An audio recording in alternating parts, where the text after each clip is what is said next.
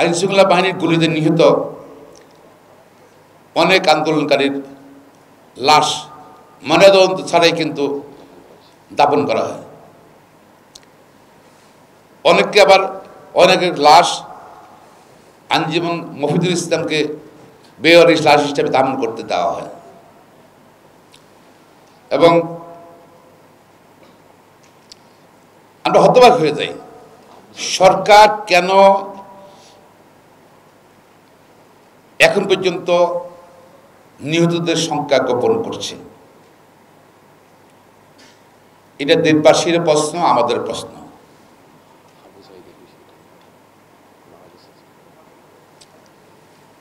এবং এখানে আপনারা দেখেছেন, আগে ফেসবুকে দেখেছেন, পত্রিকা দেখেছেন, নির্বিচারে আইনশৃঙ্খলা বাহিনী গুলি করেছে।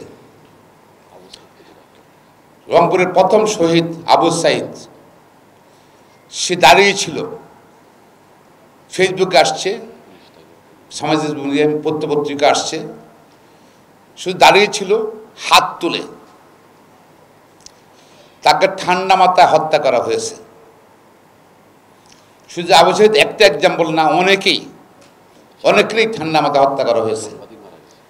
অনেক সাংবাদিক নিহত হয়েছেন, আহত হয়েছেন, অনেকে বিকলাঙ্গ হয়ে গেছেন চিরতরে। এমনকি তাদের আইনশৃঙ্খলা বাহিনীর এই হত্যাকাণ্ড থেকে 18 বছরের বয়স্ক, অপ্রাপ্ত বয়স্ক অনেকেই নিহত হয়েছেন। তাদের হাতে নারের মধ্যে 7 বছরের শিশু দোতালে দাঁড়িয়েছিল, দোতালে তার বাসায় ছিল, এবং গুলির কারণে গিয়ে সেও নিহত হয়েছে।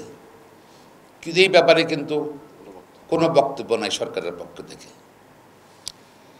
এবং এছাড়াও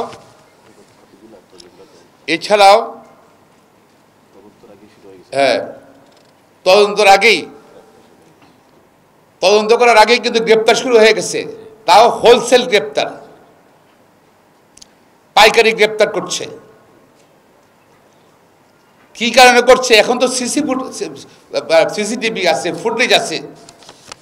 তারা কি যাদেরকে গ্রেপ্তার করেছে আইনশৃঙ্খলার মধ্যে কোনো সিসিটিভি দেখেছে, ফুটেজে দেখেছে? আমরা আশ্চর্য হয়ে যাই। রাজনীতিবিদরা নয় একজন আরেকজনের সমালোচনা করবে একদল, আইনশৃঙ্খলা বাহিনীর দায়িত্বরত ব্যক্তিগণ কিভাবে রাজনৈতিক দলের নাম উল্লেখ করে বা ব্যক্তির নাম উল্লেখ করে তারা বক্তব্য দিচ্ছে। তারা, আমার মনে হয় তাদের বক্তব্য না, তাদের যে দায়িত্ব দেওয়া আছে রাষ্ট্রীয় দায়িত্ব, সেখান থেকে তারা অ্যাক্সেস ব্যবহার করছে।